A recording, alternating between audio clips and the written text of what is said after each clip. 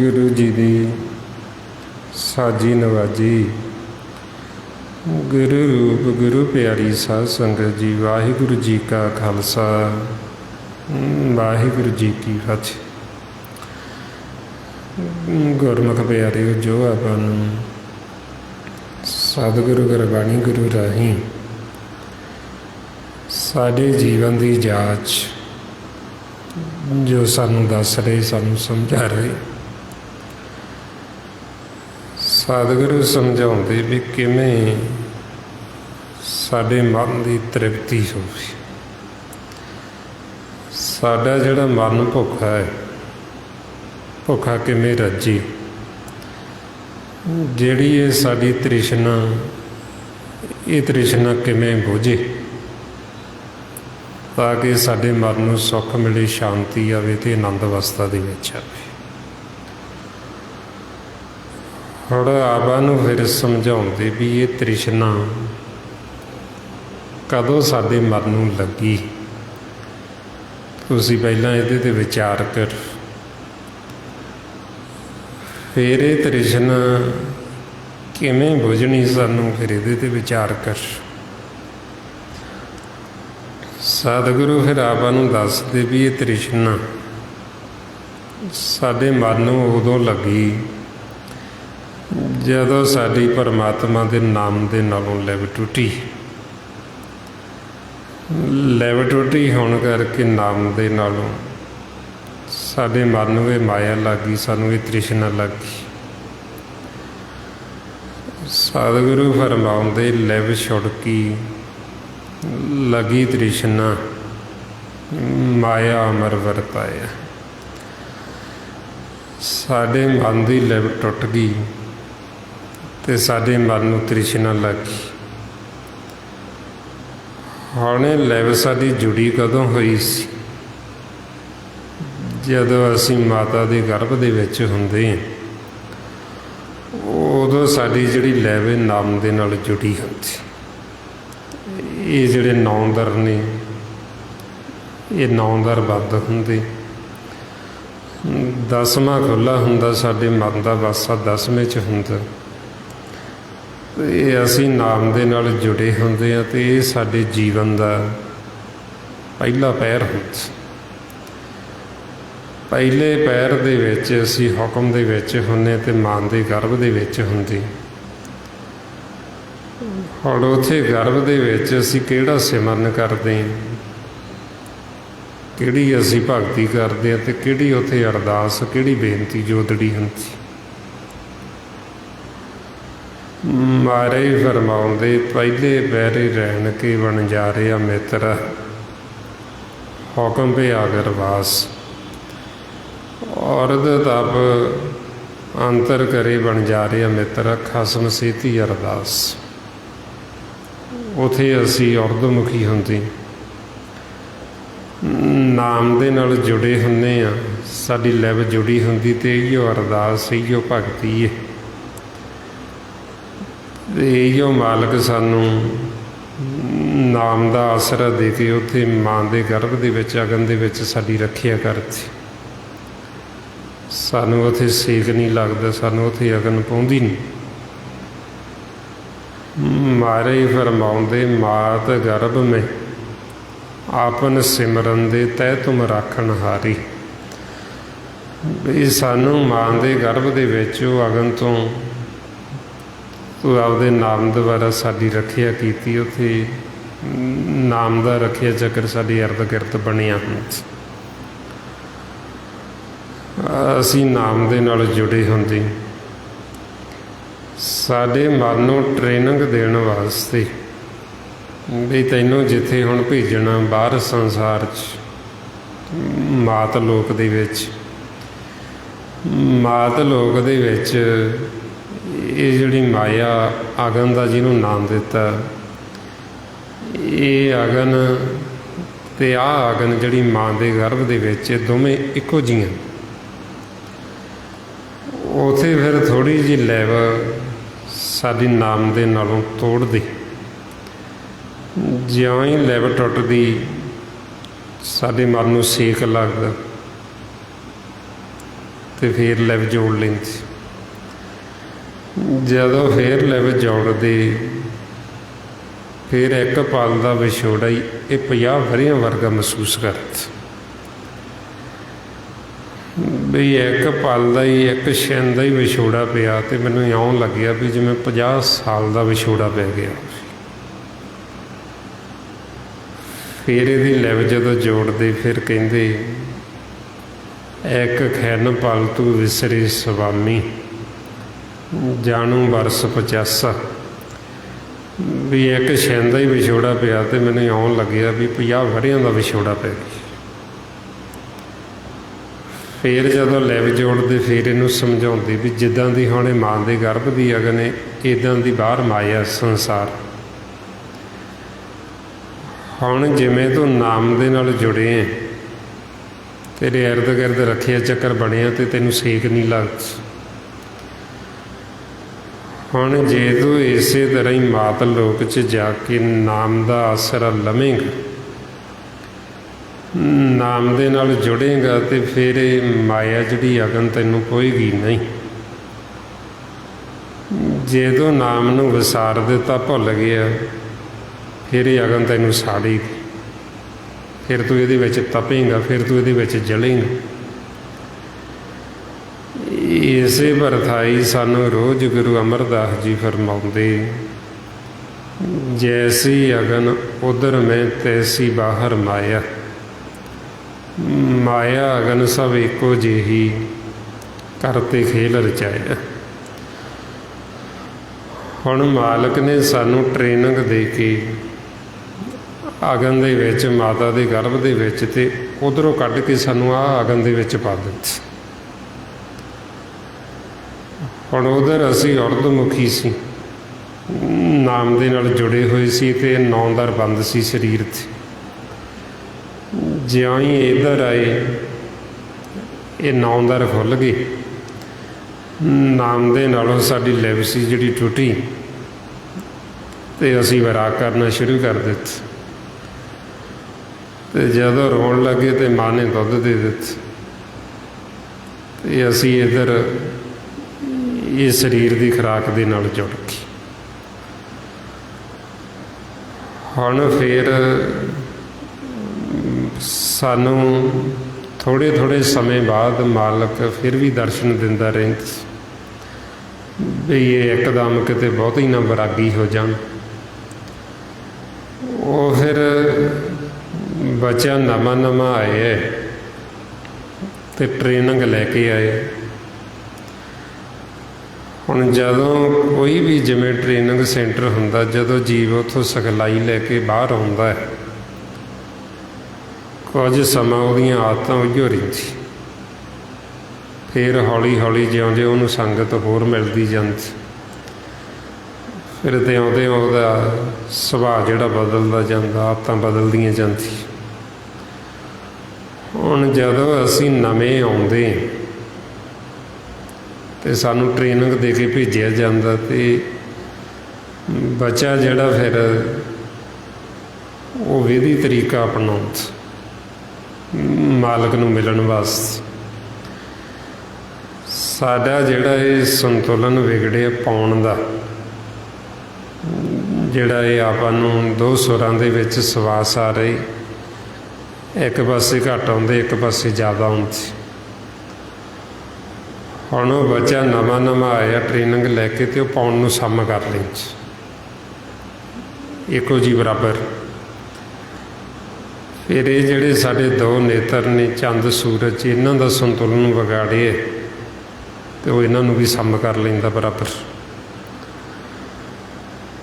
ਫਿਰ ਜਦੋਂ ਇਹ ਪਾਉਣ ਨੂੰ ਵੀ ਸਮ ਕਰ ਲੈਂਦਾ, ਚੰਦ ਸੂਰਜ ਨੂੰ ਵੀ ਸਮ ਕਰ ਲੈਂਦਾ, ਫਿਰ ਉਹ ਬ੍ਰਹਮ ਦੇ ਦਰਸ਼ਨ ਕਰਦਾ, ਬ੍ਰਹਮ ਜੋਤ ਪ੍ਰਗਟ ਹੋ ਜਾਂਦੀ ਅਤੇ ਉਹ ਮਾਲਕ ਨੂੰ ਦੇਖ ਕੇ ਹੱਸਦਾ। ਜਿਹਨੂੰ ਆਮ ਪੁਰਾਣੇ ਸਮਿਆਂ ਦੇ ਵਿੱਚ ਜਾਂ ਕਈ ਬੀਬੀਆਂ ਕਹਿੰਦੀਆਂ ਵੀ ਇਹਨੂੰ ਵਿਆਹ ਮਾਤਾ ਹਸਾਉਂਦੀ ਅਤੇ ਉਹੀ ਉਹ ਰਵਾਉਂਦੀ ਹੈ। ਹੁਣ ਆਪਾਂ ਨੂੰ ਗੁਰਬਾਣੀ ਗੁਰੂ 'ਚ ਦੱਸਿਆ ਵੀ ਉਹਨੂੰ ਕੌਣ ਹਸਾਉਂਦਾ ਅਤੇ ਕੌਣ ਰਵਾਉਂਦਾ, ਕਿਉਂਕਿ ਇੱਧਰ ਤਾਂ ਉਹ ਆਪਾਂ ਨੂੰ ਕਿਸੇ ਨੂੰ ਜਾਣਦਾ ਨਹੀਂ ਹਜੇ, ਨਾ ਇੱਧਰ ਕਿਸੇ ਦੀ ਉਹਨੂੰ ਪਹਿਚਾਣ ਹੈ।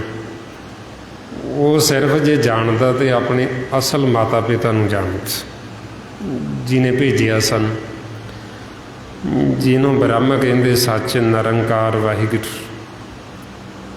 ਉਹ ਵਾਹਿਗੁਰੂ ਨੂੰ ਦੇਖ ਕੇ ਹੱਸਦਾ। ਇਹੋ ਵਿਧੀ ਫਿਰ ਭਗਤਾਂ ਨੇ ਆਪਾਂ ਨੂੰ ਦੱਸੀ ਗੁਰਬਾਣੀ ਗੁਰੂ ਵਿੱਚ। ਜਦੋਂ ਉਹਨਾਂ ਨੇ ਬੱਚੇ ਵੱਲ ਦੇਖਿਆ ਵੀ ਇਹ ਨਵਾਂ ਆਇਆ, ਇਹ ਜ਼ਰੂਰ ਕੋਈ ਨਾ ਕੋਈ ਵਿਧੀ ਤਰੀਕਾ ਅਪਣਾਏਗਾ ਪਰਮਾਤਮਾ ਨੂੰ ਮਿਲਣ ਵਾਸਤੇ। ਫਿਰ ਉਹਨਾਂ ਨੇ ਜਦੋਂ ਦੇਖਿਆ ਵੀ ਇਹ ਕਿਹੜੀ ਵਿਧੀ ਤਰੀਕਾ ਅਪਣਾਉਂਦਾ, ਫਿਰ ਉਹ ਦੇਖੀ ਗਏ ਬੱਚੇ ਵੱਲ। ਉਹਨਾਂ ਨੇ ਦੇਖਿਆ ਵੀ ਬੱਚਾ ਲੰਮੇ ਸਵਾਸ ਲੈਂਦਾ। ਇਹ ਜਿਹੜਾ ਆਪਣਾ ਪੇਟ ਹੈ, ਇਹਨੂੰ ਕੁੰਭ ਦਾ ਨਾਮ ਦਿੱਤਾ, ਘੜਾ। ਜਿਵੇਂ ਕੁੰਭ ਨੂੰ ਪਾਣੀ ਨਾਲ ਭਰ ਲਿਆ ਜਾਵੇ, ਘੜੇ ਨੂੰ ਫੇਰ ਡੋਲ ਦਿੱਤਾ, ਫੇਰ ਭਰ ਲਿਆ, ਫੇਰ ਡੋਲ ਦਿੱਤਾ। ਹੁਣ ਇਹ ਵਿਧੀ ਉਹ ਬੱਚਾ ਅਪਣਾਉਂਦਾ, ਉਹ ਲੰਮੇ ਸਵਾਸ ਲੈਂਦਾ ਅਤੇ ਪੇਟ ਦੇ ਵਿੱਚ ਭਰ ਲੈਂਦਾ ਸਵਾਸ, ਫੇਰ ਭਰਦਾ, ਫੇਰ ਛੱਡਦਾ, ਫੇਰ ਭਰਦਾ, ਫੇਰ ਛੱਡਦਾ। ਇਹਨੂੰ ਕੁੰਭ ਕਿਰਿਆ ਦਾ ਨਾਮ ਦਿੱਤਾ। ਅਤੇ ਇਸ ਤਰ੍ਹਾਂ ਇਹ ਜਿਹੜੀ ਪੌਣ ਹੈ, ਪੌਣ ਨੂੰ ਸਮ ਕਰ ਲੈਂਦਾ, ਬਰਾਬਰ ਹੋ ਜਾਂਦੀ। ਜਿਹੜੇ ਚੰਦ ਸੂਰਜ ਉਹਨਾਂ ਨੂੰ ਵੀ ਸਮ ਕਰ ਲੈਂਦਾ। ਫਿਰ ਉਹਨੂੰ ਪ੍ਰਕਾਸ਼ ਹੋ ਜਾਂਦਾ ਅਤੇ ਮਾਲਕ ਨੂੰ ਦੇਖ ਕੇ ਹੱਸਦਾ। ਇਹ ਵਿਧੀ ਜਦੋਂ ਭਗਤਾਂ ਨੇ ਦੇਖੀ, ਫਿਰ ਉਹਨਾਂ ਨੇ ਆਪਾਂ ਨੂੰ ਦੇਖ ਕੇ ਗੁਰਬਾਣੀ ਗੁਰੂ 'ਚ ਦੱਸ ਦਿੱਤਾ। ਉਹਨਾਂ ਨੇ ਜਦੋਂ ਆਪ ਹੀ ਵਿਧੀ ਤਰੀਕਾ ਅਪਣਾਏ, ਮਹਾਰਾਜ ਫਰਮਾਉਂਦੇ, ਈੜਾ ਪਿੰਗਲਾ ਔਰ ਸੁਖਮਣਾ ਪੌਣੇ ਬੰਦ ਰਹਾਊਗੋ, ਚੰਦ ਸੂਰਜ ਦੋਏ ਸਮ ਕਰ ਰੱਖੋ, ਬ੍ਰਹਮ ਜੋਤ ਮਿਲ ਜਾਓ। ਵੀ ਆਹ ਵਿਧੀ ਉਹ ਬੱਚਾ ਬਣਾਉਣ, ਚੰਦ ਸੂਰਜ ਨੂੰ ਸਮ ਕਰ ਲੈਂਦਾ, ਪੌਣ ਨੂੰ ਸਮ ਕਰ ਲੈਂਦਾ ਅਤੇ ਹੱਸਦਾ ਬ੍ਰਹਮ ਨੂੰ ਦੇਖ ਕੇ, ਪਰਮਾਤਮਾ ਨੂੰ, ਪ੍ਰਕਾਸ਼। ਫਿਰ ਉਹ ਬਹੁਤਾ ਸਮਾਂ ਇਹ ਸਵਾਸ ਰੋਕ ਨਹੀਂ ਸਕਦਾ, ਅਤੇ ਫਿਰ ਜਦੋਂ ਛੱਡਦਾ ਉਹ ਫਿਰ ਸੰਤੁਲਨ ਜਦੋਂ ਵਿਗੜ ਜਾਂਦਾ ਇਹ ਪਾਉਣ ਦਾ, ਫਿਰ ਉਹ ਦਰ ਬੰਦ ਹੋ ਜਾਂਦਾ, ਵਿੱਚ ਪੜਦਾ ਆ ਜਾਂਦਾ। ਜਦੋਂ ਪੜਦਾ ਆਉਂਦਾ ਫਿਰ ਰੋਣ ਲੱਗ ਜਾਂਦਾ, ਰੋਣ ਵਰਗਾ ਮੂੰਹ ਕਰ ਲੈਂਦਾ, ਸੁੱਤਾ ਪਿਆ ਹੀ ਹੱਸੀ ਜਾਂਦਾ, ਸੁੱਤਾ ਪਿਆ ਰੋਣ ਵਰਗਾ ਮੂੰਹ ਕਰ ਲੈਂਦਾ। ਹੌਲੀ ਫਿਰ ਉਦੋਂ ਮਾਲਕ ਨੂੰ ਦੇਖਦਾ, ਅਤੇ ਜਦੋਂ ਪੜਦਾ ਆਉਂਦਾ ਫਿਰ ਉਦੋਂ ਦੁੱਖ ਮਹਿਸੂਸ ਕਰਦਾ। ਇਸੇ ਵਾਸਤੇ ਜੀ ਗੁਰੂ ਅਰਜਨ ਦੇਵ ਜੀ ਮਹਾਰਾਜ ਫਿਰ ਕਹਿੰਦੇ ਪਰਮਾਤਮਾ ਨੂੰ ਵੀ ਉਦੋਂ ਤਾਂ ਤੂੰ ਘੜੀ ਘੜੀ ਪਿੱਛੋਂ ਦਰਸ਼ਨ ਦੇ ਦਿੰਦਾ ਸੀ, ਥੋੜ੍ਹੇ ਥੋੜ੍ਹੇ ਸਮੇਂ ਬਾਅਦ ਮਾਲਕ ਬੱਚੇ ਨੂੰ ਦਰਸ਼ਨ ਦਿੰਦਾ ਰਹਿੰਦਾ ਵੀ ਇਹ ਕਿਤੇ ਬਹੁਤਾ ਵਿਰਾਗੀ ਨਾ ਹੋ ਜੇ। ਵੀ ਜਦੋਂ ਨਹੀਂ ਦਰਸ਼ਨ ਹੁੰਦੇ ਅਤੇ ਉਹ ਕਲਯੁਗ ਬੀਤ ਜਾਂਦਾ, ਵੀ ਉਹ ਕਿੰਨਾ ਦੁੱਖ ਅਤੇ ਕਿੰਨੀ ਤਕਲੀਫ ਮਹਿਸੂਸ ਕਰਦਾ, ਉਹਦੇ ਚਿਹਰੇ ਤੋਂ ਪਤਾ ਲੱਗਦਾ ਵੀ ਕਿੰਨਾ ਦੁਖੀ ਹੋ ਰਿਹਾ।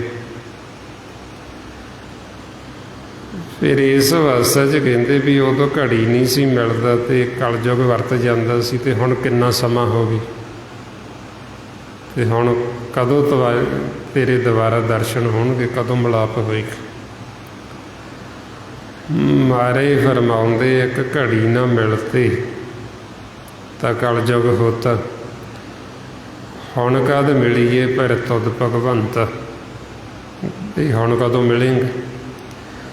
ਹੁਣ ਜਦੋਂ ਆ ਵਿਧੀ ਤਰੀਕਾ ਅਪਣਾਇਆ ਵੀ ਆਹ ਬੱਚਾ ਅਪਣਾਉਂਦਾ ਹੈ, ਅਤੇ ਇਹ ਅਪਣਾ ਕੇ ਉਹ ਮਾਲਕ ਦੇ ਨਾਲ ਮਿਲਾਪ ਕਰ ਲੈਂਦਾ, ਹੱਸਦਾ। ਹੌਲੀ ਇਹੋ ਫਿਰ ਆਪਾਂ ਨੂੰ ਭਗਤਾਂ ਨੇ ਗੁਰਬਾਣੀ ਗੁਰੂ ਵਿੱਚ ਦੱਸੀ ਵੀ ਜਦੋਂ ਅਸੀਂ ਵੀ ਇਹ ਵਿਧੀ ਤਰੀਕਾ ਅਪਣਾਵਾਂਗੇ ਅਤੇ ਅਸੀਂ ਵੀ ਮਾਲਕ ਨੂੰ ਮਿਲ ਸਕਦੇ ਹਾਂ, ਅਸੀਂ ਵੀ ਪਰਮਾਤਮਾ ਦੇ ਦਰਸ਼ਨ ਕਰ ਸਕਦੇ। ਹੁਣ ਜਿਉਂ-ਜਿਉਂ ਫਿਰ ਇੱਧਰ ਸੰਸਾਰ ਦੇ ਵਿੱਚ ਬੱਚੇ ਨੂੰ ਅਸੀਂ ਬੁਲਾਈ ਜਾਂਦੇ, ਪਹਿਲਾਂ ਉਹ ਸਾਨੂੰ ਨਹੀਂ ਦੇਖਦਾ, ਪਹਿਲਾਂ ਉਹ ਇਹਨਾਂ ਨੇਤਰਾਂ ਦੁਆਰਾ ਪਰਮਾਤਮਾ ਨੂੰ ਦੇਖਦਾ, ਨੇੜੇ ਹੀ ਦੇਖਦਾ, ਉਹ ਦੂਰ ਦੇਖਦਾ ਹੀ ਨਹੀਂ। ਜਿਵੇਂ ਆਮ ਹੁਣ ਜਿਹੜੇ ਡਾਕਟਰ ਨੇ ਉਹ ਕਹਿ ਦਿੰਦੇ ਵੀ ਬੱਚਾ ਜਿਹੜਾ ਨਿੱਕਾ ਨਾ ਵੀ ਉਹਨੂੰ ਬਾਹਲੀ ਦੂਰ ਨਹੀਂ ਦਿਸਦੀ, ਵੀ ਉਹਦੀ ਨਿਗਾਹ ਬਾਹਲੀ ਦੂਰ ਤੱਕ ਨਹੀਂ ਜਾਂਦੀ, ਕੰਮ ਨਹੀਂ ਕਰਦੀ ਜੇ ਇੰਨੀ ਨਿਗਾਹ। ਉਹਨਾਂ ਨੂੰ ਇਹ ਗੱਲ ਦਾ ਨਹੀਂ ਪਤਾ ਵੀ ਉਹ ਨੇੜੇ ਪਰਮਾਤਮਾ ਨੂੰ ਦੇਖਦਾ, ਵਾਹਿਗੁਰੂ ਨੂੰ ਦੇਖਦਾ, ਵੀ ਉਹ ਦੂਰ ਦੇਖਦਾ ਹੀ ਨਹੀਂ ਮਾਇਆ ਨੂੰ। ਉਹ ਤਾਂ ਹੌਲੀ ਹੌਲੀ ਅਸੀਂ ਉਹਨੂੰ ਬੁਲਾਉਣ ਲੱਗਦੇ ਹਾਂ, ਫਿਰ ਉਹ ਦੇਖਣਾ ਸ਼ੁਰੂ ਕਰਦਾ।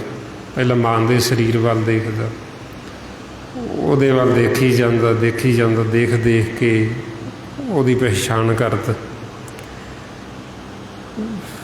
ਫਿਰ ਹੌਲੀ ਹੌਲੀ ਅੱਗੇ ਚੱਲ, ਫਿਰ ਗਾਂ ਦੀ ਗਾਂ ਆਕਾਰਾਂ ਦੀ ਪਹਿਚਾਣ ਕਰਨੀ ਸ਼ੁਰੂ ਕਰ ਦਿੰਦਾ। ਮਹਾਰਾਜ ਕਹਿੰਦੇ ਫਿਰ ਇਸ ਤਰ੍ਹਾਂ ਇੱਧਰ ਅਸੀਂ ਮਾਇਆ ਨੂੰ ਦੇਖਣਾ ਸ਼ੁਰੂ ਕਰ ਦਿੰਦੇ ਹਾਂ, ਮਾਇਆ ਦੇ ਨਾਲ ਪਿਆਰ ਪਾਈ ਜਾਂਦੇ ਹਾਂ, ਅਤੇ ਮਾਲਕ ਨੂੰ ਭੁੱਲਦੇ ਭੁੱਲਦੇ ਭੁੱਲਦੇ ਜਾਂਦੇ ਹਾਂ। ਫਿਰ ਅਸੀਂ ਪਰਮਾਤਮਾ ਦੀ ਅੰਦਰੋਂ ਆਵਾਜ਼ ਸੁਣ ਰਹੇ ਹੁੰਦੇ ਹਾਂ।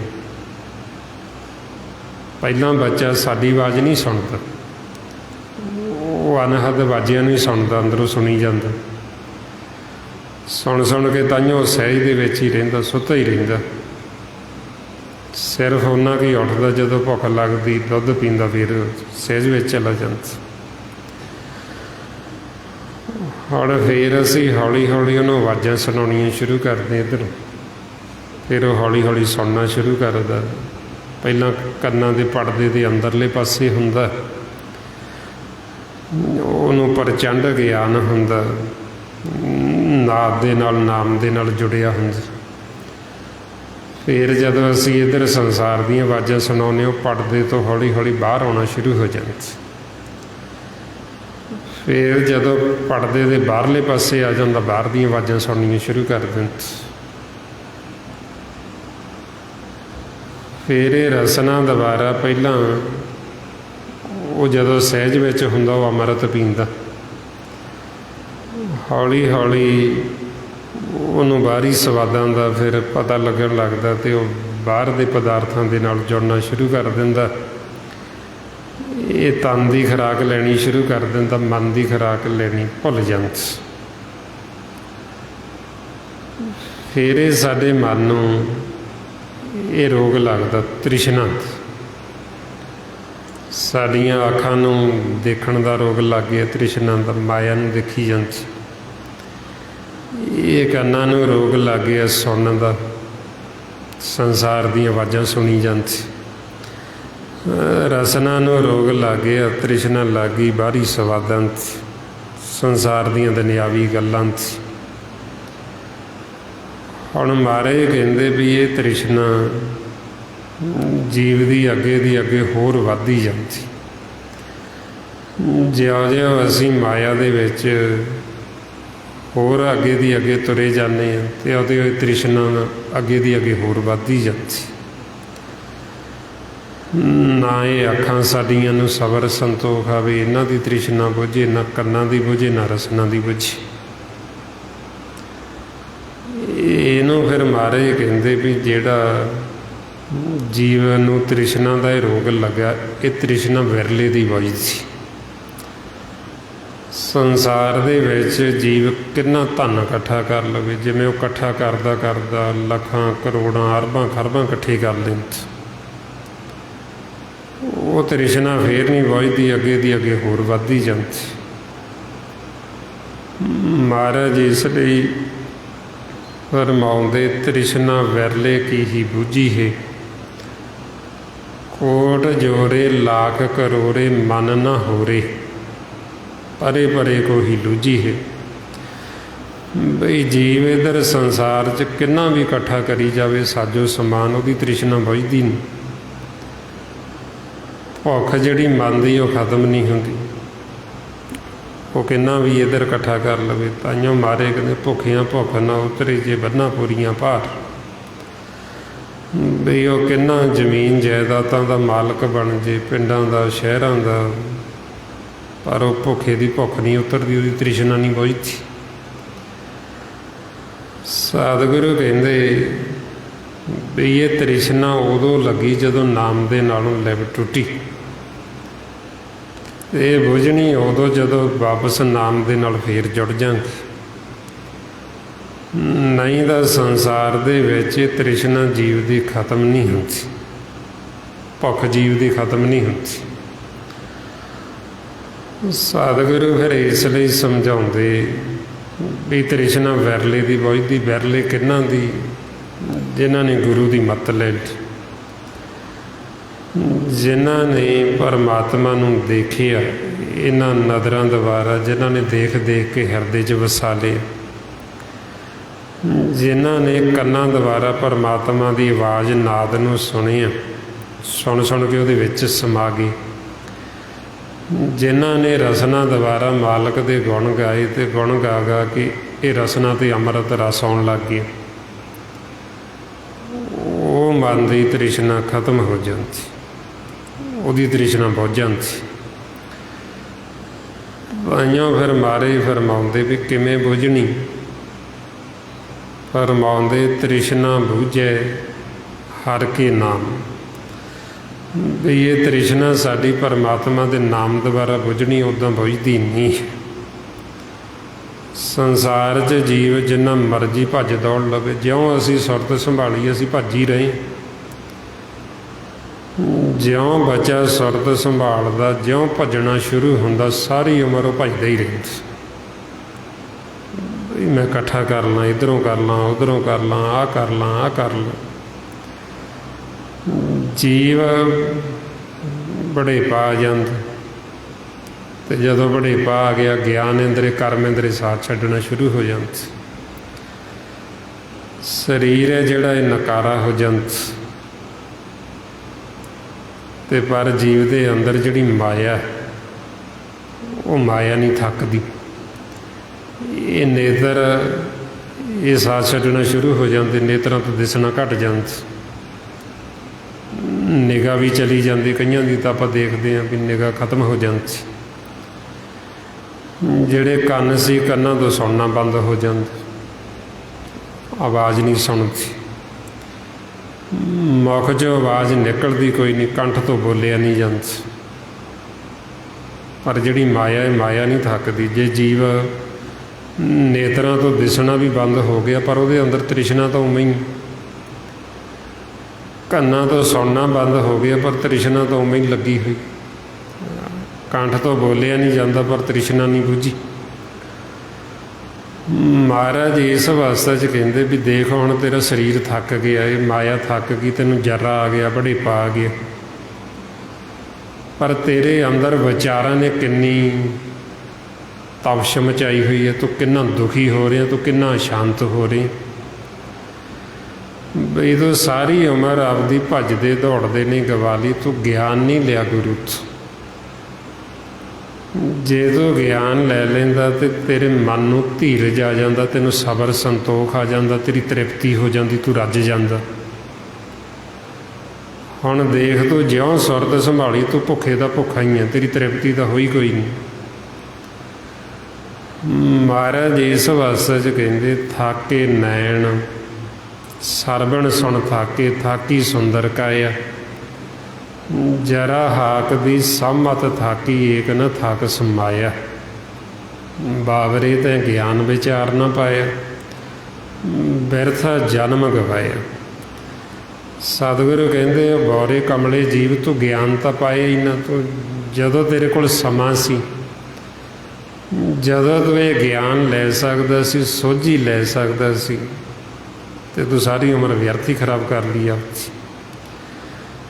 ਹੁਣ ਦੇਖ ਤੇਰੇ ਸਰੀਰ ਦੀ ਕੀ ਹਾਲਤ ਹੋ ਗਈ, ਤੈਨੂੰ ਜਰਾ ਬੜੇਪਾ ਆ ਗਿਆ, ਤੇਰੇ ਜਿਹੜੇ ਕੇਸ ਸੀ ਉਹ ਕਾਲਿਆਂ ਤੋਂ ਦੁੱਧ ਚਿੱਟੇ ਹੋ ਗਏ,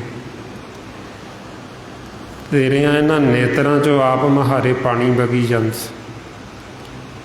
ਤੇ ਤੇਰੀ ਕੰਠ ਦੇ ਵਿੱਚੋਂ ਹੁਣ ਆਵਾਜ਼ ਨਹੀਂ ਨਿਕਲਦੀ, ਮੁਖ 'ਚੋਂ ਤੇਰੀ ਆਵਾਜ਼ ਨਹੀਂ ਆ ਰਹੀ। ਹੁਣ ਤੇਰੀ ਆਹ ਹਾਲਤ ਹੋ ਗਈ, ਹੁਣ ਤੂੰ ਦੱਸ ਕੀ ਕਰੇਂਗਾ। ਮਾਰੇ ਕਹਿੰਦੇ ਨੈਣੋ ਨੀਰ ਬਹੇ ਤਨ ਖੀਨਾ, ਭਏ ਕੇਸ ਦੁੱਧ ਬਾਨੀ, ਰੁਦਾ ਕੰਠ ਸ਼ਬਦ ਨਹੀਂ ਉਚਰੇ, ਅਬ ਕਿਆ ਕਰੇ ਪ੍ਰਾਣੀ। ਵੀ ਹੁਣ ਤੇਰੇ ਕੰਠ 'ਚੋਂ ਆਵਾਜ਼ ਨਹੀਂ ਨਿਕਲਦੀ, ਤੇ ਤੋਂ ਬੋਲਿਆ ਨਹੀਂ ਜਾਂਦਾ, ਅੱਖਾਂ ਤੋਂ ਤੈਨੂੰ ਦਿਸਦਾ ਕੋਈ ਨਹੀਂ, ਆਪ ਮਹਾਰੇ ਨੀਰ ਵਗੀ ਜਾਂਦੀ, ਕੰਨਾਂ ਤੋਂ ਤੈਨੂੰ ਸੁਣਦਾ ਕੋਈ ਨਹੀਂ, ਤੇ ਕੇਸ ਤੇਰੇ ਦੁੱਧ ਚਿੱਟੇ ਹੋ ਗਏ ਕਾਲਿਆਂ ਤੋਂ, ਤੇ ਤੂੰ ਗਿਆਨ ਲਿਆ ਕੋਈ ਨਹੀਂ, ਤ੍ਰਿਸ਼ਨਾ ਤੇਰੀ ਬੁਝੀ ਕੋਈ ਨਹੀਂ। ਮਾਇਆ ਤੇਰੇ ਅੰਦਰ ਉਵੇਂ ਹੀ ਪ੍ਰਬਲ, ਬਕਾਰ ਤੇਰੇ ਅੰਦਰ ਉਵੇਂ ਹੀ ਚੱਲਦੇ ਨੇ। ਹੁਣ ਐਸੀ ਹਾਲਤ ਹੋਣ ਤੋਂ ਪਹਿਲਾਂ ਸਾਨੂੰ ਤਾਂ ਸਤਿਗੁਰੂ ਸਾਵਧਾਨ ਕਰਦੇ ਨੇ ਬਈ ਜਿਹੜੇ ਸਰੀਰ ਦਾ ਤੁਸੀਂ ਮਾਣ ਕਰਦੇ ਹੋ, ਹੰਕਾਰ ਕਰਦੇ ਹੋ, ਇਹਨੇ ਤੁਹਾਡਾ ਸਾਥ ਨਹੀਂ ਦੇਣਾ। ਇਹ ਸਰੀਰ ਹੈ ਜਿਹੜਾ, ਇਹਦੀ ਅੰਤ ਸਮੇਂ ਹਾਲਤ ਪਤਾ ਨਹੀਂ ਕਿੱਦਾਂ ਦੀ ਹੋਣੀ, ਵੀ ਇਹ ਪਤਾ ਕੋਈ ਨਹੀਂ ਅੰਤ ਸਮਾਂ ਸਾਡਾ ਕਿੱਦਾਂ ਦਾ ਆਉਣਾ, ਕੀ ਕਾਰਨ ਬਣਨਾ, ਵੀ ਸਾਡੇ ਸਰੀਰ ਨੂੰ ਕੋਈ ਰੋਗ ਲੱਗਣਾ, ਕੋਈ ਬਿਮਾਰੀ ਲੱਗਣੀ ਹੈ ਜਿਹੜੀ ਸਾਡੇ ਸਰੀਰ ਛੱਡਣ ਦਾ ਕਾਰਨ ਬਣਨਾ, ਜਾਂ ਅਸੀਂ ਕਿਤੇ ਰਸਤੇ 'ਚ ਜਾ ਰਹੇ ਹਾਂ, ਕੋਈ ਹਾਦਸਾ ਹੋਣਾ, ਜਾਂ ਸਾਡੀ ਪਾਣੀ ਦੇ ਵਿੱਚ ਡੁੱਬ ਕੇ ਮੌਤ ਹੋਣੀ, ਜਾਂ ਅੱਗ ਦੇ ਵਿੱਚ ਸੜ ਕੇ ਹੋਣੀ। ਕੀ ਕਾਰਨ ਬਣਨਾ, ਇਹ ਕਰਤੇ ਵਾਸੇ ਮਾਲਕ ਦੇ ਵਾਸਤੇ, ਵੀ ਉਹ ਕਿਵੇਂ ਦੇਹ ਨੂੰ ਛਡਾਉਂਦੇ ਨੇ। ਸਾਨੂੰ ਕਹਿੰਦੇ ਵੀ ਜੇ ਅਸੀਂ ਇਹ ਗਿਆਨ ਲਿਆ ਹੋਏਗਾ, ਸੋਝੀ ਲਈ ਹੋਏਗੀ, ਸਾਡੇ ਹਿਰਦੇ 'ਚ ਪਰਮਾਤਮਾ ਵਸਿਆ ਹੋਏਗਾ, ਅਸੀਂ ਨਾਮ ਨਾਲ ਜੁੜੇ ਹੋਵਾਂਗੇ, ਫਿਰ ਸਾਨੂੰ ਅੱਗੇ ਸੌਖਾ ਹੋ ਜੇ, ਫਿਰ ਸਾਨੂੰ ਮਰਨਾ ਸੌਖਾ, ਫਿਰ ਸਾਨੂੰ ਅੱਗੇ ਸੌਖਾ। ਮਹਾਰਾਜ ਇਸ ਅਵਸਥਾ 'ਚ ਫਰਮਾਉਂਦੇ ਕਿਆ ਜਾਣਾ ਕਬ ਮਰੇਂਗੇ, ਕੈਸਾ ਮਰਨਾ ਹੋਏ, ਜੇਕਰ ਸਾਹਿਬ ਮਨੋ ਨਾ ਵਿਸਰੇ, ਤਾਂ ਸਹਿਲਾ ਮਰਨਾ ਹੋਈ। ਵੀ ਇਹ ਤਾਂ ਪਤਾ ਨਹੀਂ ਅੰਤ ਸਮਾਂ ਕਿੱਦਾਂ ਦਾ ਆਉਣਾ, ਕੀ ਕਾਰਨ ਬਣਨਾ ਦੇਹ ਛੱਡਣ ਦਾ। ਜੇ ਮਾਲਕ ਮਨ 'ਚ ਵਸਿਆ ਹੋਏਗਾ, ਅਸੀਂ ਗੁਰੂ ਦੀ ਮੱਤ ਲਈ ਹੋਏਗੀ, ਗਿਆਨ ਲਿਆ ਹੋਏਗਾ, ਜੇ ਸਾਡੇ ਗਿਆਨ ਇੰਦਰੇ ਕਰਮ ਇੰਦਰੇ ਸਾਥ ਛੱਡ ਵੀ ਜਾਣਗੇ, ਤੇ ਸਾਡੇ ਹਿਰਦੇ 'ਚ ਵਸਿਆ ਹੋਏਗਾ, ਤੇ ਸਾਨੂੰ ਭੁੱਲੇਗਾ ਨਹੀਂ, ਸਾਨੂੰ ਵਿਸਰੇਗਾ ਨਹੀਂ। ਜੇ ਸਾਡੋਂ ਕੰਠ ਤੋਂ ਨਹੀਂ ਵੀ ਬੋਲਿਆ ਜਾਏਗਾ, ਨਹੀਂ ਵੀ ਆਵਾਜ਼ ਨਿਕਲੇਗੀ, ਸਾਡੇ ਅੰਤਰਗਤ ਚੱਲੀ ਜਾਏਗਾ, ਕਿਉਂਕਿ ਅਭਿਆਸ ਕੀਤਾ ਹੋਇਆ ਪਹਿਲਾਂ। ਜੇ ਨੇਤਰ ਆਪਣੇ ਸਾਧ ਛੱਡ ਵੀ ਜਾਣਗੇ, ਇਹ ਨੇਤਰ ਬੰਦ ਵੀ ਹੋ ਜਾਣਗੇ, ਤੇ ਆਪਾਂ ਤਾਂ ਵੀ ਪਰਮਾਤਮਾ ਨੂੰ ਇਹਨਾਂ ਨੇਤਰਾਂ ਤੋਂ ਬਿਨਾਂ ਵੀ ਦੇਖੀ ਜਾਵਾਂਗੇ। ਜੇ ਕੰਨ ਸਾਡੇ ਸਾਥ ਛੱਡ ਵੀ ਜਾਣਗੇ, ਅਸੀਂ ਨਹੀਂ ਵੀ ਸੰਸਾਰ ਦੀਆਂ ਗੱਲਾਂ ਨੂੰ ਸੁਣ ਸਕਾਂਗੇ, ਤੇ ਅਸੀਂ ਤਾਂ ਵੀ ਪਰਮਾਤਮਾ ਦੀ ਆਵਾਜ਼ ਨੂੰ ਸੁਣ ਸਕਦੇ। ਮਾਲਕ ਦੀ ਆਵਾਜ਼ ਸਾਨੂੰ ਫਿਰ ਵੀ ਸੁਣਾਈ ਦੇ। ਤਾਈਓ ਫਿਰ ਸਾਨੂੰ ਸਮਝਾਉਂਦੇ ਵੀ ਜੇ ਸਾਨੂੰ ਹੁਣ ਅਭਿਆਸ ਕਰਨਾ ਔਖਾ ਲੱਗਦਾ, ਸਿਮਰਨ ਕਰਨਾ, ਸਤ ਸੰਗਤ ਕਰਨੀ ਔਖੀ ਲੱਗਦੀ, ਜਦੋਂ ਅੰਤ ਸਮਾਂ ਆਏਗਾ, ਜੇ ਜੀਵ ਆਖੇ ਵੀ ਉਦੋਂ ਸਿਮਰਨ ਕਰ ਲਾਂ, ਫਿਰ ਤਾਂ ਹੋਣਾ ਨਹੀਂ। ਮਹਾਰਾਜ ਇਸ ਲਈ ਫਰਮਾਉਂਦੇ, ਆਵ ਨਾ ਭਜਸ ਤਾਂ ਭਜਸ ਕਬ ਭਾਈ, ਆਵੇ ਅੰਤ ਨਾ ਭਜਿਆ ਜਾਈ। ਵੀ ਜੇ ਤੁਸੀਂ ਹੁਣ ਨਹੀਂ ਭਜਨ ਕਰੋਗੇ, ਹੁਣ ਨਹੀਂ ਸਿਮਰਨ ਕਰੋਗੇ, ਜਦੋਂ ਅੰਤ ਸਮਾਂ ਆਇਆ ਫਿਰ ਨਹੀਂ ਹੋਣਾ। ਅੰਤ ਸਮੇਂ ਤਾਂ ਉਹਨਾਂ ਤੋਂ ਹੁੰਦਾ ਜਿਨ੍ਹਾਂ ਦੇ ਹਿਰਦੇ 'ਚ ਵਸਿਆ ਹੋਇਆ, ਜਿਨ੍ਹਾਂ ਦੇ ਮਨ 'ਚ ਵਸਿਆ ਹੋਇਆ, ਉਹਨਾਂ ਦਾ ਸਹਿਜ ਸੁਭਾਅ ਚੱਲਦਾ ਹੈ। ਜਿਹਨੇ ਪਹਿਲਾਂ ਕੀਤਾ ਹੀ ਨਹੀਂ, ਤੇ ਉਹ ਅੰਤ ਸਮੇਂ ਕਿੱਥੋਂ ਕਰ ਲਏਗਾ। ਸੋ ਇਸ ਵਾਸਤੇ ਫਿਰ ਆਪਾਂ ਨੂੰ ਸਮਝਾਉਂਦੇ ਵੀ ਅੰਤ ਸਮੇਂ ਤਾਂ ਜੋ ਅਸੀਂ ਇਹ ਖੇਤ ਰੂਪ ਦੇ ਵਿੱਚ ਜੋ ਬੀਜੇ, ਅੰਤ ਸਮੇਂ ਤਾਂ ਸਾਡੇ ਸਾਹਮਣੇ ਉਹਨੇ ਆ ਕੇ ਖਲੋ ਜਾਣਾ, ਉਹ ਫਲ ਮਿਲਣਾ ਸਾਨੂੰ ਅੰਤ ਸਮੇਂ। ਮਹਾਰਾਜ ਤਾਈਆਂ ਫਰਮਾਉਂਦੇ ਨਾ, ਖੇਤ ਸਰੀਰ ਜੋ ਬੀਜਿਆ ਸੋ ਅੰਤ ਖਲੋਆ ਹੈ। ਵੀ ਜਿਹੜਾ ਅਸੀਂ ਇਹ ਖੇਤ ਦੇ ਵਿੱਚ ਬੀਜਿਆ, ਉਹ ਅੰਤ ਸਮੇਂ ਅੱਗੇ ਆ ਕੇ ਖਲੋ ਜਾਂਦਾ, ਕਿਉਂਕਿ ਜੋ ਅਸੀਂ ਬੀਜਦੇ ਰਹੇ, ਜੇ ਹੁਣ ਇਹਦੇ ਵਿੱਚ ਬਿੱਖ ਜ਼ਹਿਰ ਬੀਜਦੇ ਰਹੇ ਤੇ ਆਖੀਏ ਸਾਨੂੰ ਅੰਮ੍ਰਿਤ ਮਿਲੇਗਾ, ਤੇ ਉਹ ਤਾਂ ਮਿਲਣਾ ਨਹੀਂ। ਮਹਾਰਾਜ ਫਰਮਾਉਂਦੇ, ਬੀਜੇ ਬਿੱਖ ਮੰਗੇ ਅੰਮ੍ਰਿਤ, ਵੇਖੋ ਇਹੋ ਨਿਆ। ਵੀ ਮਾਲਕ ਦੇ ਘਰ ਦਾ ਸਦਾ ਹੀ ਨਿਆ ਹੈ, ਵੀ ਜੋ ਅਸੀਂ ਬੀਜਿਆ ਉਹ ਜੋ ਸਾਨੂੰ ਵੱਢਣਾ ਪੈਣਾ। ਜੇ ਹੁਣ ਸਾਰੀ ਉਮਰ ਜੀਵ ਇਹਦੇ ਵਿੱਚ ਬਿੱਖ ਜ਼ਹਿਰ ਹੀ ਬੀਜਦਾ ਰਿਹਾ, ਨਾ ਤਾਂ ਉਹਦੇ ਇਹ ਨੇਤਰਾਂ ਨੂੰ ਸਬਰ ਸੰਤੋਖ ਆਇਆ, ਕਿਉਂਕਿ ਉਹਨੇ ਮਾਲਕ ਨੂੰ ਕਦੇ ਦੇਖਿਆ ਹੀ ਨਹੀਂ, ਨਾ ਉਹਦੇ ਕੰਨਾਂ ਨੂੰ ਸਬਰ ਸੰਤੋਖ ਆਇਆ, ਕਿਉਂਕਿ ਉਹਨੇ ਮਾਲਕ ਦੀ ਆਵਾਜ਼ ਨੂੰ ਕਦੇ ਨਹੀਂ ਸੁਣੀ, ਨਾ ਉਹਦੀ ਰਸਨਾ ਦੀ ਤ੍ਰਿਪਤੀ ਹੋਈ, ਉਹਨੇ ਕਦੇ ਮਨ ਦੀ ਖੁਰਾਕ ਅੰਮ੍ਰਿਤ ਰਸ ਪੀਤਾ ਕੋਈ ਨਹੀਂ। ਹੁਣ ਅੰਤ ਸਮੇਂ ਜੇ ਜੀਵ ਆਖੇ ਵੀ ਮੈਨੂੰ ਹੁਣ ਪਰਮਾਤਮਾ ਦਾ ਸਿਮਰਨ ਚੇਤੇ ਆਏਗਾ, ਮੈਨੂੰ ਮਾਲਕ ਚੇਤੇ ਆਏਗਾ, ਤੇ ਕਿੱਥੋਂ ਚੇਤੇ ਆਏਗਾ। ਉਹਦਾ ਜੋ ਸਾਰੀ ਉਮਰ ਜੀਵ ਕਰਦਾ ਰਿਹਾ, ਅੰਤ ਸਮੇਂ ਉਹੀਓ ਅੱਗੇ ਆ ਕੇ ਖਲੋ ਜਾਣ। ਜਿਵੇਂ ਹੁਣ ਇੱਕ ਦਰਖਤ 'ਤੇ ਆਪਾਂ ਬੀਜ ਬੀਜਦੇ, ਫਿਰ ਉਹ ਬੀਜ ਪੁੰਗਰਦਾ, ਫਿਰ ਉਹ ਸੂਆ ਬਣ ਕੇ ਬਾਹਰ ਨਿਕਲਦਾ, ਫਿਰ ਆਪਾਂ ਉਹਨੂੰ ਖਾਦ ਪਾਉਂਦੇ ਹਾਂ, ਪਾਣੀ ਪਾਉਂਦੇ ਹਾਂ, ਫਿਰ ਉਹ ਦਰਖਤ ਬਣਦਾ, ਵੱਡਾ ਹੁੰਦਾ, ਤੇ ਫਿਰ ਉਹਨੂੰ ਫਲ ਲੱਗਦਾ। ਇਹ ਕਿੰਨੀ ਮਿਹਨਤ ਹੈ ਤੇ ਕਿੰਨਾ ਸਮਾਂ ਲੱਗਦਾ, ਤੇ ਅੰਤ ਸਮੇਂ ਤਾਂ ਹੁਣ ਸਾਨੂੰ ਫਲ ਮਿਲਣਾ। ਜਿਹਦਾ ਅਸੀਂ ਸਿਮਰਨ ਅਭਿਆਸ ਕੀਤਾ, ਅਸੀਂ ਉਦਮ ਕੀਤਾ, ਤੇ ਅੰਤ ਸਮੇਂ ਮਾਲਕ ਸਾਡੇ ਨਾਲ ਆ ਕੇ ਖੜ ਜਾਂਦਾ, ਸਾਡੇ ਨਾਲ ਸਹਾਈ ਹੋ ਜਾਂਦਾ। ਜਿਵੇਂ ਮਹਾਰਾਜ ਉਦਾਹਰਨ ਦਿੰਦੇ ਵੀ ਕਿਸਾਨ ਹੈ, ਉਹ ਕਿਰਸਾਨੀ ਕਰਦਾ, ਸਵੇਰੇ ਉੱਠਦਾ, ਤੜਕੇ ਹਲ ਜੋੜਦਾ, ਖੇਤਾਂ ਨੂੰ ਜਾਂਦਾ, ਉਹ ਮਿਹਨਤ ਕਰਦਾ ਵੀ ਮੇਰੇ ਪੁੱਤ ਧੀ ਖਾਣਗੇ। ਔਰ ਇਸੇ ਤਰ੍ਹਾਂ ਹੀ ਮਹਾਰਾਜ ਕਹਿੰਦੇ ਜਿਹੜਾ ਹਰੀ ਦਾ ਜਨ ਹੈ, ਉਹ ਉਦਮ ਕਰਦਾ, ਪਰਮਾਤਮਾ ਦਾ ਸਿਮਰਨ ਕਰਦਾ, ਅਭਿਆਸ ਕਰਦਾ, ਸੰਗਤ ਕਰਦਾ, ਮਾਲਕ ਦੇ ਗੁਣ ਗਾਉਂਦਾ।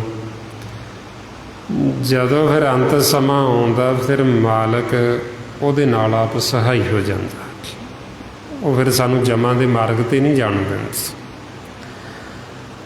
ਮਹਾਰਾਜ ਇਸ ਲਈ ਫਰਮਾਉਂਦੇ, ਕਿਰਸਾਨੀ ਕਿਰਸਾਨ ਕਰੇ, ਲੋਚੇ ਜੀਓ ਲਾਈ, ਹਲ ਜੋਤੇ ਉਦਮ ਕਰੇ, ਮੇਰਾ ਪੁੱਤ ਧੀ ਖਾਏ।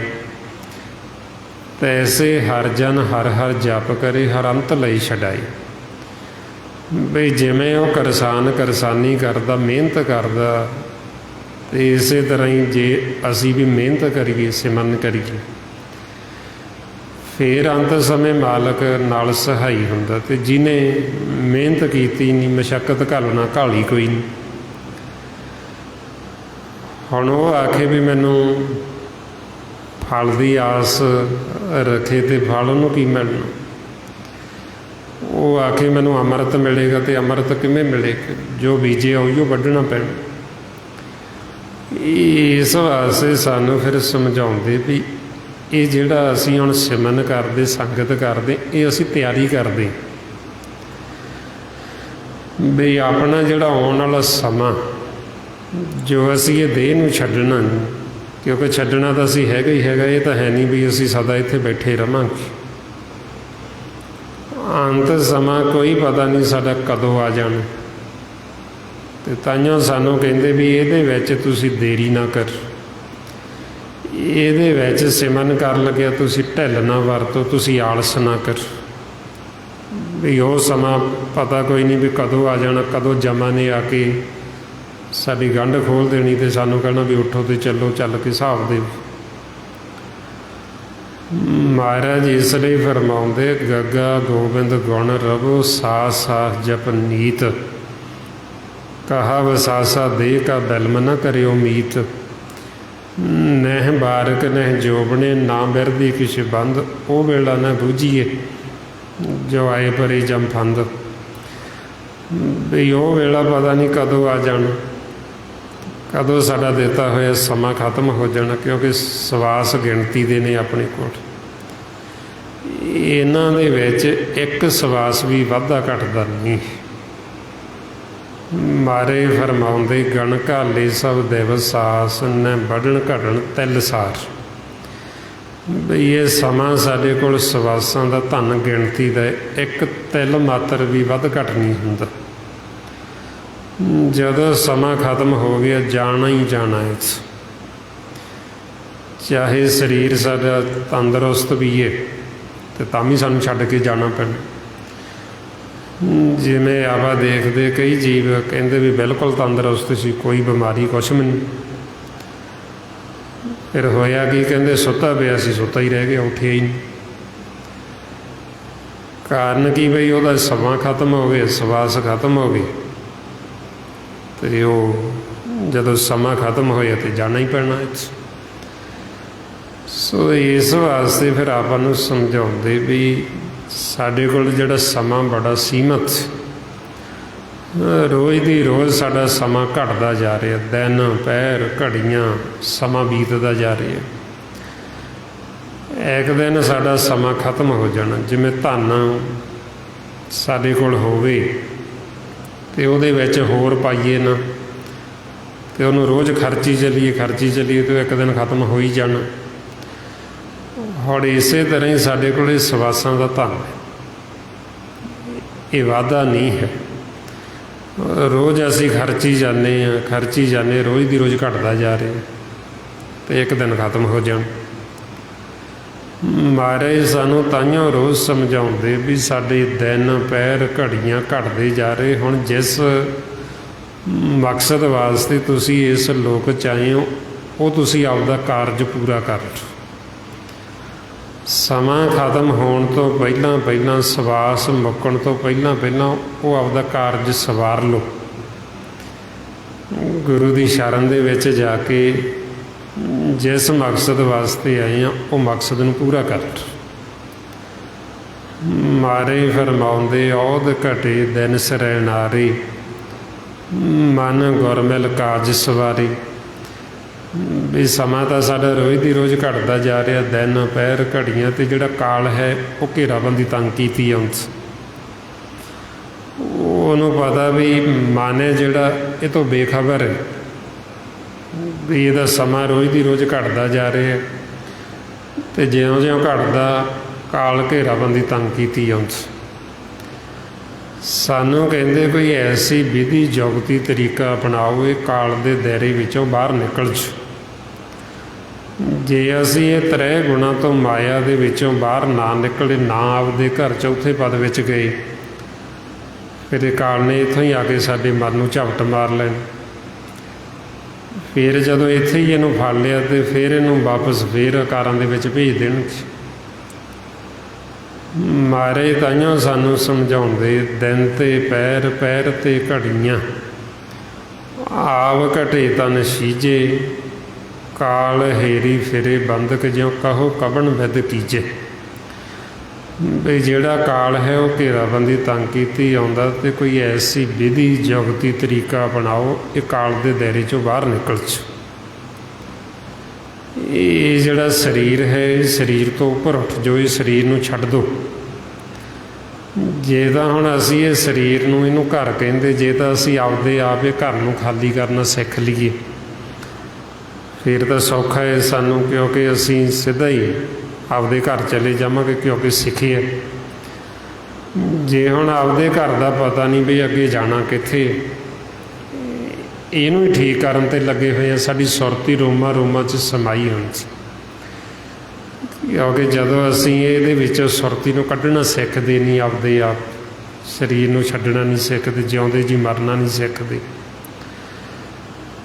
ਫਿਰ ਇਹ ਜਿਹੜਾ ਕਾਲ ਹੈ ਇਹ ਜੰਮ ਫਿਰ ਇਹਦੇ ਵਿੱਚੋਂ ਸੁਰਤੀ ਨੂੰ ਫੜ ਕੇ ਕੱਢਦੇ, ਅਤੇ ਜਦੋਂ ਫੜ ਕੇ ਕੱਢਦੇ ਇਹਨੂੰ ਫਿਰ ਤਕਲੀਫ ਬਹੁਤ ਜ਼ਿਆਦਾ ਹੁੰਦੀ। ਜਿਵੇਂ ਕਿਸੇ ਜੀਵ ਦੀ ਖੱਲ ਉੱਪਰੋਂ ਲਾਹੀ ਜਾਂਦੀ, ਇਸ ਤਰ੍ਹਾਂ ਫਿਰ ਇਹ ਜਦੋਂ ਸੁਰਤੀ ਨੂੰ, ਮਨ ਨੂੰ ਇਹਦੇ ਵਿੱਚੋਂ ਕੱਢਦੇ, ਫਿਰ ਇਹ ਇਸ ਤਰ੍ਹਾਂ ਇਹਨੂੰ ਤਕਲੀਫ ਹੁੰਦੀ, ਇਹਨੂੰ ਦਰਦ ਹੁੰਦਾ। ਮਾਰੇ ਫਰਮਾਉਂਦੇ, ਫਰੀਦਾ ਜਿੰਦ ਨ ਮਾਣੀ, ਕੱਢੀਏ ਹੱਡਾਂ ਕੂਕੜਕਾਈ। ਵੀ ਜਦੋਂ ਜਿੰਦ ਨੂੰ ਇਹਦੇ ਵਿੱਚੋਂ ਕੱਢਿਆ ਜਾਂਦਾ, ਕਿਉਂਕਿ ਸਿੱਖਿਆ ਨਹੀਂ ਨਿਕਲਣਾ, ਇਹਨੂੰ ਹੀ ਅਸੀਂ ਆਪਦਾ ਸਮਝੀ ਬੈਠੇ ਹਾਂ ਵੀ ਅਸੀਂ ਕਿਹੜਾ ਇੱਥੋਂ ਜਾਣਾ, ਅਤੇ ਉਹ ਜੰਮ ਫਿਰ ਖਿੱਚ ਕੇ ਕੱਢਦੇ ਵੀ ਨਿਕਲੋ ਬਾਹਰ। ਜੇ ਹੁਣ ਅਸੀਂ ਆਪਦੇ ਆਪ ਨਿਕਲਣਾ ਸਿੱਖਿਆ ਹੋਏਗਾ, ਇਹਦੇ ਵਿੱਚੋਂ ਆਪਦੇ ਘਰ ਦੀ ਪਹਿਚਾਣ ਕੀਤੀ ਹੋਏਗੀ, ਜਦੋਂ ਸਾਡਾ ਸਮਾਂ ਖਤਮ ਹੋਏਗਾ ਅਸੀਂ ਸਿੱਧਾ ਹੀ ਆਪ ਹੀ ਉੱਠਾਂਗੇ ਅਤੇ ਉੱਠ ਕੇ ਆਪਦੇ ਘਰ ਚਲੇ ਜਾਵਾਂਗੇ, ਅਸੀਂ ਆਪਦੇ ਆਪ ਹੀ ਛੱਡ ਦਾਂਗੇ। ਹੁਣ ਆਪਦੇ ਆਪ ਸਿੱਖਿਆ ਕੋਈ ਨਹੀਂ ਛੱਡਣਾ, ਕਿਉਂਕਿ ਇਹਦੇ ਨਾਲ ਪਿਆਰ ਪਾਇਆ ਹੋਇਆ, ਇਹਦੇ ਨਾਲ ਮੋਹ ਪਾਇਆ ਹੋਇਆ, ਵੀ ਅਸੀਂ ਕਿਹੜਾ ਜਾਣਾ ਕਿਤੇ, ਵੀ ਇਹਨੂੰ ਠੀਕ ਕਰਨ 'ਤੇ ਲੱਗੇ ਹੋਏ ਦਿਨ ਰਾਤ, ਵੀ ਇਹਨੂੰ ਕਿਵੇਂ ਨਾ ਕਿਵੇਂ ਠੀਕ ਕਰ ਲਈ। ਹੁਣ ਇਹਨੇ ਠੀਕ ਕੀ ਹੋਣਾ, ਜਦੋਂ ਹੁਣ ਜਿਉਂ-ਜਿਉਂ ਸਰੀਰ ਬੁਢੇਪਾ ਆਉਂਦਾ ਹੈ, ਜੇ ਆਪਾਂ ਆਖੀਏ ਵੀ ਇਹ ਠੀਕ ਹੋਊਗੇ, ਇਹਨੇ ਹੁਣ ਠੀਕ ਕੀ ਹੋਣਾ। ਇਹਨੇ ਤਾਂ ਹੁਣ ਜਿਉਂ-ਜਿਉਂ ਇਹ ਸਰੀਰ ਦੇ ਵਿੱਚ ਵਡੇਪਾ ਆਉਣਾ, ਤਿਉਂ-ਤਿਉਂ ਇਹ ਰੋਗ ਵਧਣੇ। ਅਤੇ ਇਹ ਜਿਹੜੇ ਰੋਗ ਸਾਨੂੰ ਲੱਗਦੇ, ਰੋਗ ਵੀ ਸਾਨੂੰ ਇਸ ਕਰਕੇ ਲੱਗਦੇ ਨੇ, ਦੁੱਖ ਸਾਨੂੰ ਇਸ ਕਰਕੇ ਲੱਗਦਾ ਹੈ ਵੀ ਤਾਂ ਕਿ ਅਸੀਂ ਇਹਨੂੰ ਛੱਡਣਾ ਸਿੱਖ ਲਈਏ। ਮਾਲਕ ਲਾਉਂਦਾ ਤਾਂ ਹੀ ਹੈ ਵੀ ਇਹਦਾ ਮੋਹ ਛੱਡ ਦੇਣ, ਇਹਦਾ ਪਿਆਰ ਛੱਡ ਦੇਣ। ਉਹ ਸਾਡਾ ਮੋਹ ਪਿਆਰ ਇਹਦੇ ਨਾਲ ਇੰਨਾ ਪੱਕਾ ਪਿਆ ਹੋਇਆ, ਅਸੀਂ ਇਹਨੂੰ ਛੱਡਣ ਨੂੰ ਤਿਆਰ ਨਹੀਂ, ਅਸੀਂ ਇਹਨੂੰ ਠੀਕ ਕਰਨ 'ਤੇ ਲੱਗੇ ਰਹਿੰਦੇ। ਹੁਣ ਤਾਈਆਂ ਫਿਰ ਮਹਾਰਾਜ ਸਾਨੂੰ ਸਮਝਾਉਂਦੇ ਵੀ ਇਹ ਜਿਹੜਾ ਦੁੱਖ ਹੈ ਇਹ ਦਾਰੂ ਬਣ ਜਾਂਦਾ, ਅਤੇ ਜਿਹੜਾ ਸੁੱਖ ਉਹ ਰੋਗ ਬਣ ਜਾਂਦਾ। ਦੁੱਖ ਦਾਰੂ ਤਾਂ ਬਣਦਾ ਜੇ ਅਸੀਂ ਦੁੱਖ ਦੇ ਵਿੱਚ ਪਰਮਾਤਮਾ ਨਾਲ ਜੁੜ ਜਾਈਏ, ਜੇ ਅਸੀਂ ਦੁੱਖ ਦੇ ਵਿੱਚ ਇਹਨੂੰ ਛੱਡਣਾ ਸਿੱਖ ਲਈਏ ਵੀ ਇਹ ਤਾਂ ਦੁੱਖਾਂ ਦਾ ਘਰ ਹੈ, ਦੁੱਖਾਂ ਦੇ ਘਰ ਨੂੰ ਛੱਡੀਏ ਕਿ ਉਹਨਾਂ ਨੂੰ ਖਾਲੀ ਕਰੀਏ, ਆਪਦੇ ਘਰ ਜਾਈਏ।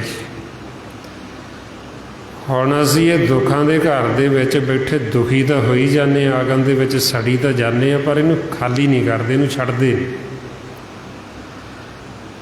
ਮਹਾਰਾਜ ਸੱਚੇ ਪਾਤਸ਼ਾਹ ਫਿਰ ਇਸ ਲਈ ਸਮਝਾਉਂਦੇ, ਦੁੱਖ ਦਾਰੂ ਸੁੱਖ ਰੋਗ ਭਏ।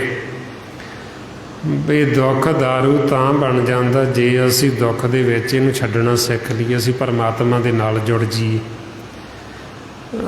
ਅਸੀਂ ਦੁੱਖਾਂ ਕਰਕੇ ਹੀ ਅਸੀਂ ਆਪਦੇ ਘਰ ਦੀ ਪਹਿਚਾਣ ਕਰ ਲਈਏ ਵੀ ਇਹਦੇ ਵਿੱਚ ਤਾਂ ਦੁੱਖ ਹੀ ਦੁੱਖ ਨੇ, ਕਿਉਂ ਨਾ ਇਹਨੂੰ ਖਾਲੀ ਕੀਤਾ ਜਾਵੇ।